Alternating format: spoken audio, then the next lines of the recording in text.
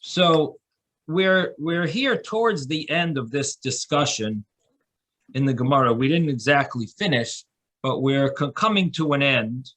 And what we've been in the midst of trying to figure out, how do we know that you're obligated to recite a bracha? And the initial understanding of the Gemara is because we know by the law of the fourth year produce that it says over there, Kodesh Hilulim LaHashem, that these holy fourth year produce is recited with, it's eaten with praise to Hashem, and it uses a plural. And so the Gemara is understanding that to mean the blessing before, the blessing after. The Gemara proved that wrong, and the Gemara said we need those that plural hilulim.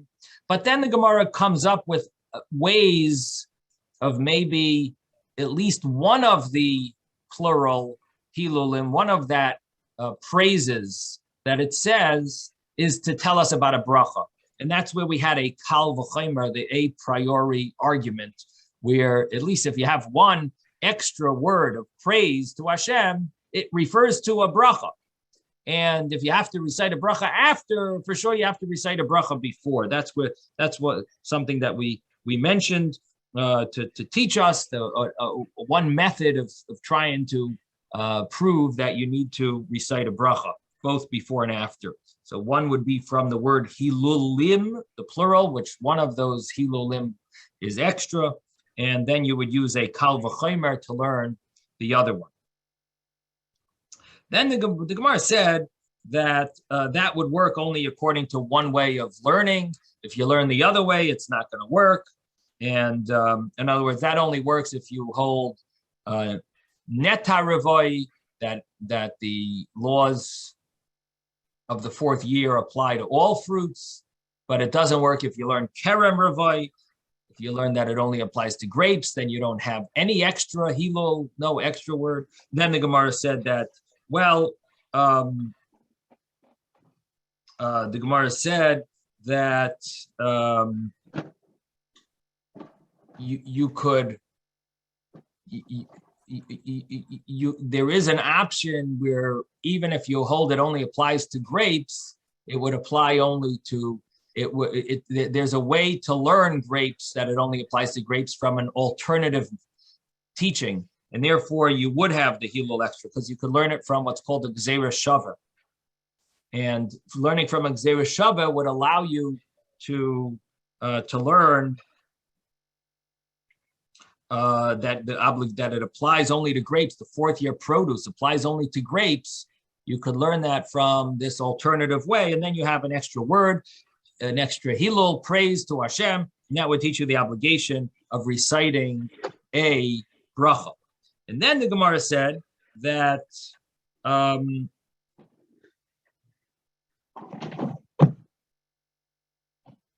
if you don't learn the gzeira shava, then you're going to be stuck, because you have no extra word for a bracha. So then the Gemara said, well, we have a third method. So we have another way of maybe learning the bracha. One is this new option is we'll learn it from what's called a mamotzim. We're going to learn it from the laws of the vineyard, just like a vineyard you benefit from, you say a bracha. Here also, anything that you benefit from, you should recite a bracha. Now, what's interesting is if you take out a siddur and you look at the beginning, this is what Julian had mentioned yesterday, that, you know, we're talking about the ways of deducing a law from the Torah.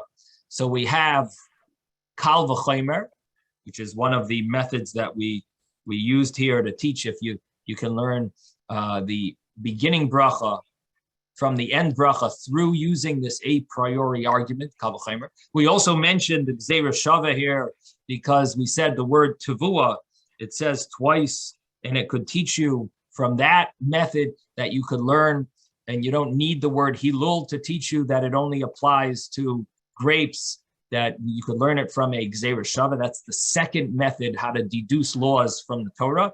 And now we have the third method, another method, and that's called a binyan av.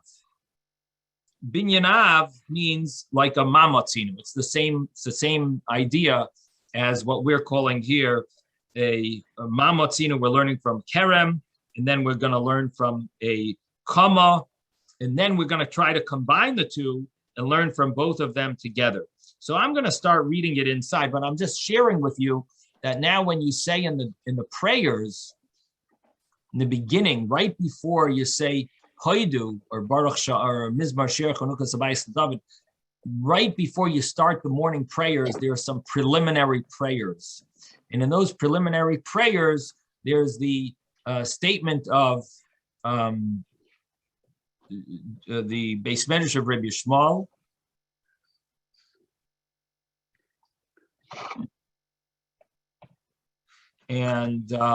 and he mentions the Yud Gimel Midos, Torah Nidreshes Bahem, the 13 Midos that the Torah is deduced. You could learn laws from the Torah. So Rabbi Yishmael says B'Shleish Esrei Midos, not the Beis Medrash, Rabbi Yishmael himself says that the 13 midos that the Torah is darshan. Then he has the Kal V'Chomer, Gzeir Shava, and then he has the Binyan Av from one verse and Binyan Av from two verses. And these are the first three that we're having in our Gemara. We have them right here. And so here we're gonna now learn this third one inside. What page is that, please? In the Siddur? Yep. In the prayer book, which prayer book? No, I'm just talking. No, in Berachot. We don't have it. We're not studying Berachot then. Okay. No. We're studying Brochos. I'm just mentioning right. That okay, Siddur, I got it. I'm just comparing it to when you say the prayer in the Siddur. There, you'll now understand one of those passages. But we're on page 35. We are in Brochos, so you are correct, Robert. We're going to now go. We're now reciting. We're now learning on page 35a in Brochos, and we're going to start from the it's about maybe the 30th, maybe 30 lines down from the top.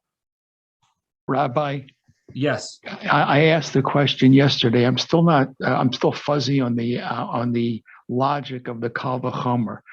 It's saying if when you're satisfied after eating, you have to say a blessing, therefore, when he's not satisfied before eating, he has to say a bracha even more so. That's I think that's why Ben is questioning maybe what's is the column, which is the Homer, because it could be the other way. If a person says a blessing because he's satisfied, you can say that he should definitely say a blessing because he's not satisfied.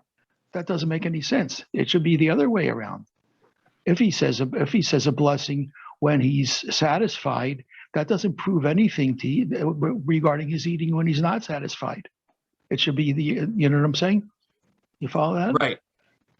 I understand very well what you're saying, because I also think in the same terms that you think. And that's why we sort of opened up for discussion yesterday, because in the way, people who are very appreciative probably would have this question. In other words, you're asking this question because you're very appreciative. So even after you get what you want, you're even going to praise even more than before you actually enjoy what you have, right? So because you now you're even satisfied. It would make sense. It would be very logical. So you're not wrong, David. It definitely is a good question on the Gemara. Now I will tell you that the understanding of the commentaries here is that the Kal V'Chomer is not such a solid Kal V'Chomer. So in the first place, I'll tell you that even though the Gemara uses the term a Kal V'Chomer, but if you take a look in Teves, he says lav Kal V'Chomer. He says it's not a Kal V'Chomer, because if it would be, you would have a big problem. It would end up that if it was really a Kal V'Chomer, then I'll give you a reason why there's You can't learn that way. If it was a solid Kal V'chomer, I don't know if you remember, but we did learn about a Baal Keri. And we said that there are certain prayers he's not allowed to say until he goes to the mikvah. But some prayers he is allowed to say. And what prayers is he allowed to say? Biblical. He's obligated to say them biblically. He says them. Rabbinical prayers, he doesn't say. So what did we say about grace after meals? We said that the Baal Keri does recite grace after meal. Baal Keri was a person who has an emission, a nocturnal emission. And so he has to say the grace after meal. But because rabbinically, they said he has to go to mikvah before he prays. And so therefore, the Mishnah told us a while back, maybe page 20, that that he doesn't recite the bracha before, he only recites the bracha after, the grace after meals, he says, but not the bracha before. Now, if we have a good Kal V'chomer here that says if you have to recite a bracha after, for sure you got to recite a bracha before, that would mean that biblically you would have to recite a bracha before, and therefore the Baal Keri should recite a bracha before he eats bread and after he finishes eating and he benches. So because of that, if we don't, and because we see that he doesn't have to recite the bracha before, Teves says you see from there clearly that this Kal V'chomer is not a very solid Kal V'chomer. But so that, so your question is definitely a good question. We tried to explain it yesterday. A lot of people were sharing their thoughts, and the common understanding was that at least to at least get an at least a surface level understanding that some, number one, first point that has to be mentioned is that we're dealing with the food is in front of you. So you sort of have reason. It's not that you're hungry and you're just going to say a blessing on your hunger. The food is in front of you. So it's a difference between you got the food now in front of you versus in saying a blessing of thanks or praise versus the food versus after you ate. And on this, if you compare those two, the understanding, at least of many of the people in our class, was that before you eat is more of a obligation to praise Hashem than after. And it was, there were a few understandings that you can, of course, listen to our discussion. It's on YouTube. If you want to listen to it again. But, we sort of did touch upon a few interesting points yesterday, and maybe we'll look further into it. But we did discuss it at length. I see everyone now wants to talk. Yes, Ezra. Well, I was thinking that in the case after, already Hashem is given to you and you've already partaken. Before, the food could be in front of you, but could be taken away from you instantaneously. So in the second case, if you're going to say a bracha after you've already you've partaken, then you need to say it beforehand, because there's a possibility that it can be taken away from you and you won't have it. So from my standpoint, I think that's where I get the Kal V'chomer. The only question I would have on that is that maybe you could use that logic to say the opposite. Maybe that if it could be taken away, I don't want to think. You've already eaten it. Right. But if before it could be taken away, so maybe I'm not going to say a full praise after I ate it. I for sure benefited. Now for sure I should say more of a praise because I got it. As beforehand, maybe I don't know. I'm just throwing the other way of looking at it. Maybe you could possibly argue on that. No, I'm just thinking. Yes, Ben. I wanted to say I think David was right about how I was thinking. Oh, but wow! The reason that we came to yesterday to the other understanding was what Robert said. That before we are thanking him for getting the food, and after we are thanking him for enjoying it. So So yeah, and I That's the think connection. I think Isaac and Robert were saying a similar idea. Although the truth is, it's not. I'd have to listen again to hear exactly the nuances of each person. But the idea, but that point was definitely mentioned yesterday, that it's Yeah. sort of like a different thanks, and that was one of Yeah. the points. You know, One is thanking Hashem for providing me with what I'm yearning for, what I'm asking for. And that's why, we say thank you for creating the fruit of the tree because I want the apple, or the fruit of the ground because I want the potato, or the fruit of the vine because I want whatever it is that I want and I'm about to eat. I'm thanking Hashem for creating it and giving it to me. And if I don't know what bracha it is, shahakol niya b'dvaro, everything came from you. So that's the thanks for that. Now, after you do that, quickly, it's like the Rabbanim looked at it like you're asking permission. Because Hashem is giving it to you. He's not going to stop you from eating it. But this way, you're acknowledging that Hashem is the one who gave it to you. And then afterwards, when you're satisfied, you can sit there and say paragraphs. Thank you for this. Thank you for this. Thank you for this. It's a different kind of bracha. so the truth is, I like that explanation, and I appreciate that. That you mentioned that yesterday. But David, are you satisfied with that? I mean, it actually is a very nice insight. I added to it a little, my own thought that it's like the first bracha is almost like a salvation bracha of that Hashem gave you salvation. I don't know if Isaac agrees with me, but I sort of added that idea that like it's a bracha of it's a whole. It's like it's almost like a miracle bracha.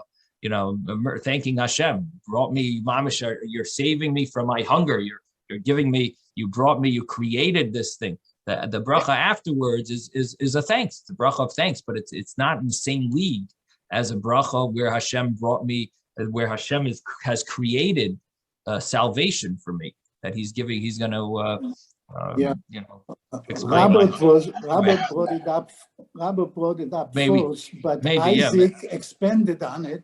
Right. Okay. Yeah. Okay. Fine. Anyway, I that's the way. I like that. Everything that was mentioned yesterday seemed very, very nice a way to understand the Gemara. It's interesting that anyway, it's Rabbi, very nice discussion yesterday. Yes, Rabbi, Moshe. if you do it this way, I'm sorry, Ezra, you were talking. I'm sorry.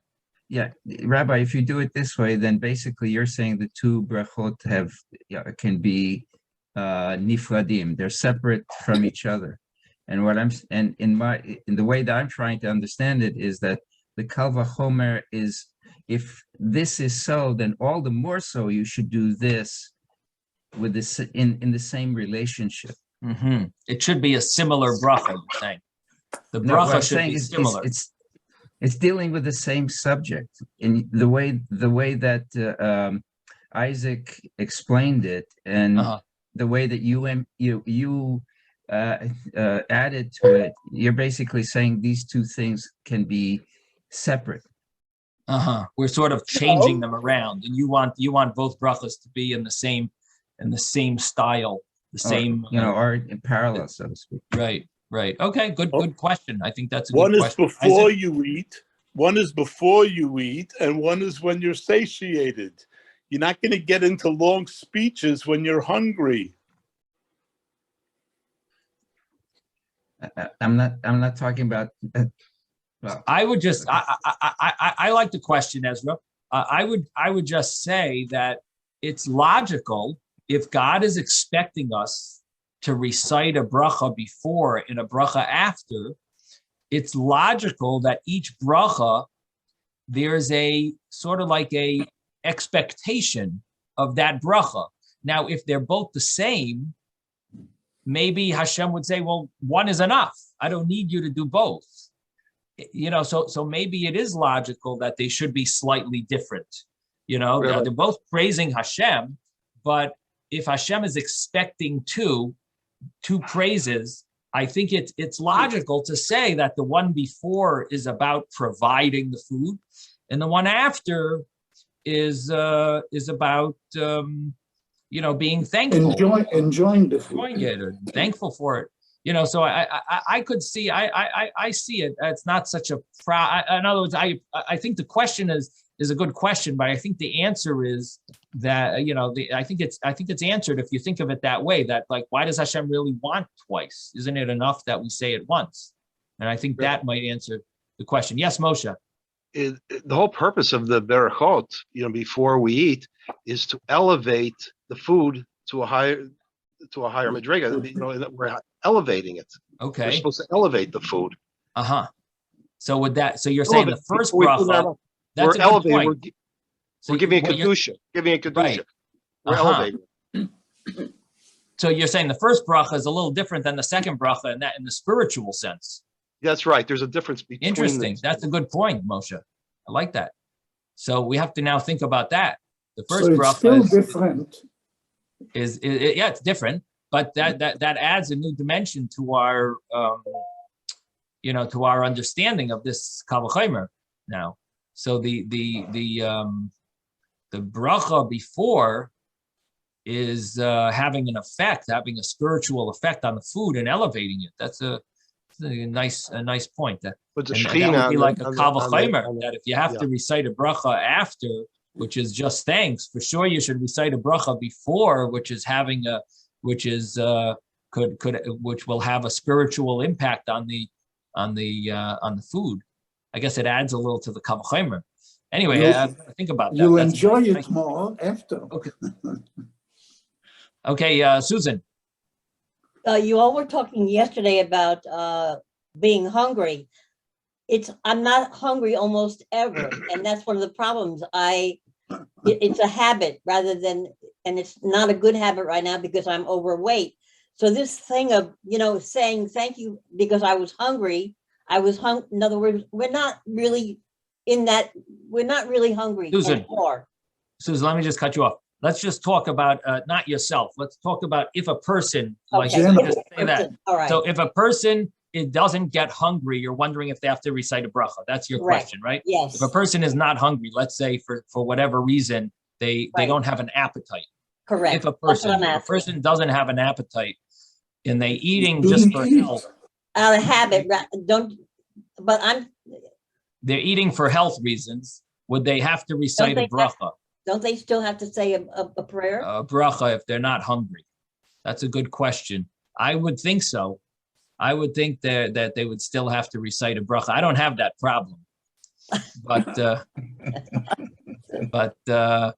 you're saying if someone doesn't have an appetite, right, and they eat, so it would seem to me like, they would have to recite a bracha. Yeah, yes, Ezra. I think Ezra knows the answer. I don't know about the answer.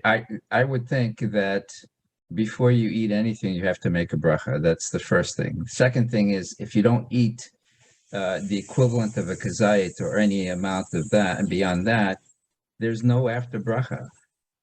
Okay. So let's say in the case where an individual doesn't have the appetite yet, and he's gonna put something in his mouth. Yes, he has to say bracha because he's putting something in his mouth. He's taking something that Hashem has given to him. But then after that, if he doesn't eat the equivalent of whatever it is for whatever the food is, if he doesn't eat that much, then there's no bracha afterwards. Right. But what happens if he does eat a lot? Would there be a difference, the first bracha, the after bracha? He's eating just because he needs to eat, but not because he's hungry at all. It's not satisfying anything. He has no appetite. So you can't put something in your mouth without making bracha. Because if you do, then the truth is water. Then if a person could drink water, if the water has no taste, and so you don't enjoy the flavor. No, but it also gives your body some sustenance. So you're still right. But if you're something. not thirsty. So even though it might have some effect later, it will have an effect, I guess. But if you're not thirsty and you just drink water, let's say, for example, you drink water to swallow a pill. So you don't recite, and you're not thirsty at all. So you don't recite a bracha. If you drink orange juice to swallow a pill, you would recite a bracha. But you drink water to swallow a pill, right. You're not benefiting from the taste or from the. We'll have to think about this. You're It's a making good it more question. clear. Susan. Now I understand me- it better. I Let me understand. let me think about it a little and look into it. You know, it's not something that I deal with often. Not having An appetite. If you So, don't I have eat to look on it up. I'm time, sure it's brought in Shulchan Aruch because it talks about water. So it would seem to me obvious that you would have to recite a bracha before. I'm just wondering about afterwards, because afterwards it's more about being satisfied. You're not really satisfied from food that you didn't really enjoy. The bracha before would be much more logical. Anyway, so it deserves to be looked into. Yes, Ben. if you don't eat when the food is there and it's basically time to eat, you're going to be hungry later. So you might as well eat something, bless, and, Right. and not be hungry later, you know. Right. Yeah. You know, there is a discussion about water where you're drinking it Yeah. because you're going to be thirsty. In that case, I think it's an argument between the commentaries if you recite a bracha, because you're drinking it for thirst, but not now. You know, you're going to be thirsty later, so you're drinking Your it body now. needs it. Your body needs it. Doesn't need it now, but maybe for later. Therefore, I think there's an argument among the commentaries in such a scenario. Okay, in any event, our time is, oh boy, our time is already up, and we didn't get anywhere. Can we go another like 3 minutes, 5 minutes? Anyone Go ahead. have a Go ahead, problem with that? Rabbi. Go ahead. Yeah. Okay. So let's try to go a little further. So we're going to start here where it says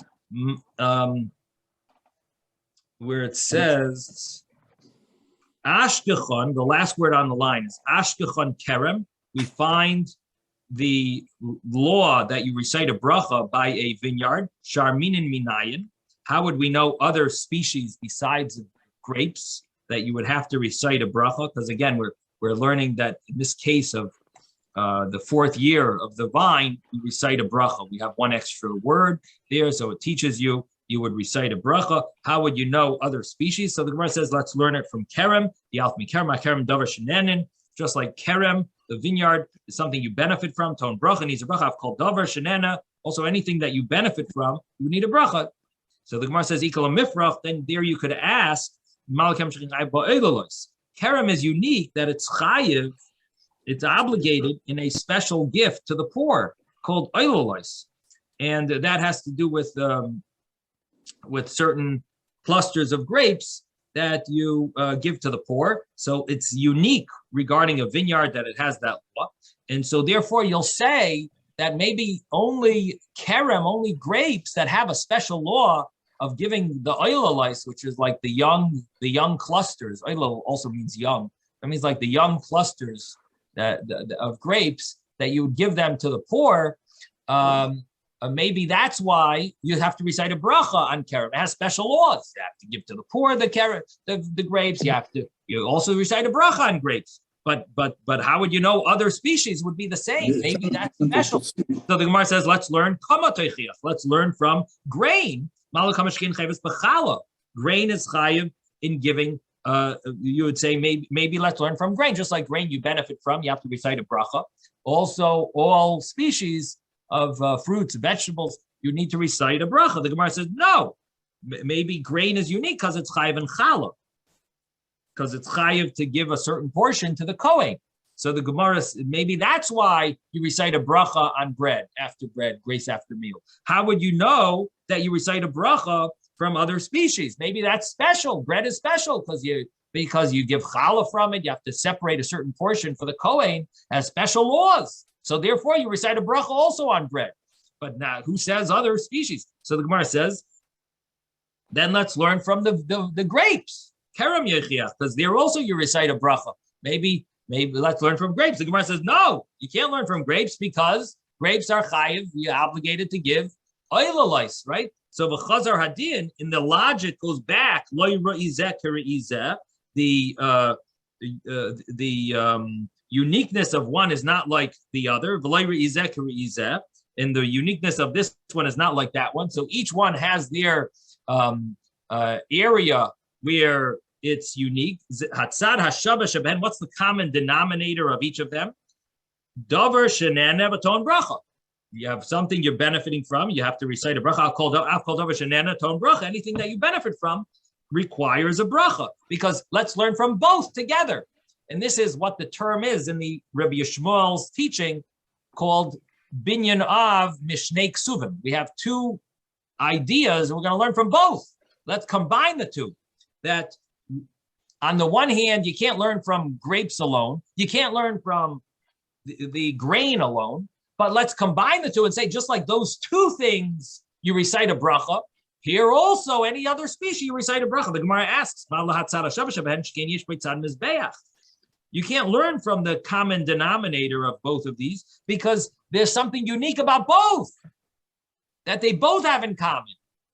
And what is that? That they both get brought on the altar, because you bring a sacrifice of a wine libation, and you also bring a meal sacrifice on the altar. So grain and wine are both brought on the altar. Maybe that's why you need to recite a bracha when you enjoy them. But who says other species like an orange you don't bring on the altar? Who says you would have to recite a bracha? Now, we would be able to learn a zayas. Va'asinami zayas. You would be able to learn from this that a olive you would have to recite a bracha because it also has it's also brought as part of the sacrifices, olive oil. They're brought with the meal offerings. So you would say that anything that's brought, anything you benefit from, that's brought on the altar, you recite a bracha. But you're not going to know anything else. But olives, you would know. The Gemara says, do olives need to be learned from this source? Can't you learn olives from the fact that the vineyard word, kerem, is also used sometimes for an olive orchard? And so the Gemara is thinking that maybe that would be enough to teach you for an olive, and you don't need to learn it from the fact that it's also brought on the altar. V'zayis mitzad mizbeach asi. Do you learn olives from the fact that it's brought on the altar? Is that why it would require a bracha? Is that the method of learning that it requires a bracha? Is because it also is brought on the altar. V'habehed yuksiv be kerem. It uses the term kerem, and that word kerem would be enough for us to understand that it's obligated in a bracha, just like the kerem, just like the grapes are obligated in a bracha. And the Gemara says, we see an olive, sometimes it's called an olive grove, kerem, a vineyard of olives. So we see that it could be termed that way. And therefore, the Gemara is sort of digressing a side point that how would you know olives need a bracha? So the Gemara initially said you would learn it from the common denominator of grapes and grain, both you benefit from, you recite a bracha. Olives also should recite a bracha, and all three of them are items that are brought on the altar, so there's no reason to exclude olives from the other two, and therefore olives also would be required a bracha. Then the Gemara says, no, but maybe you learn it from the fact that it's called a vineyard. There is so maybe that it's enough to tell you that it's obligated in a bracha. And on that, the Gemara says, Amarav Papa Kerem Zayas Ikri, Kerem Stamala Ikri. You could call it an olive vineyard in Hebrew. In Hebrew, I don't know, in English, the word vineyard means vine. But in Hebrew, the word kerem, which we translate as like a vineyard, that could be used for an olive vineyard. But however, it would only be used if you add the word olive vineyard. Won't be used alone. You can't say vineyard in Hebrew, kerem, and it won't mean olive. But if you say kerem zayas, an olive vineyard, then it's okay. So therefore, you would not learn from the fact that an olive grove is called a kerem, that it would be obligated in a bracha. But maybe you could learn that olives require a bracha from the fact that it's similar to grapes and grain. So mikol makom kasha. Nevertheless, we have a kasha. How do you learn all the other items? How could you learn them from grapes and grain? These two items are unique because they're brought on the altar. Ella, the Gemara says, you know what? Drop everything we just said. You know what? We're going to learn it from an alternative method, and that's going to be from the 7 species. Ella the Yalef la Mishivas Haminim. We're going to stop here, but the Gemara on Metz Hashem on Sunday will learn about how the 7 species require a bracha, and maybe we'll use those to teach us that all items require a bracha. Okay. Sei gesund, everyone. Have a wonderful Shabbos. Thank Shabbat you. shalom. Shabbos, Rebbe. Shabbat shalom, Rabbi. Bye-bye, everyone. Good Stay safe, Shabbos. everybody. Shabbos, everybody. Sunday. Thank you, Rabbi. Okay.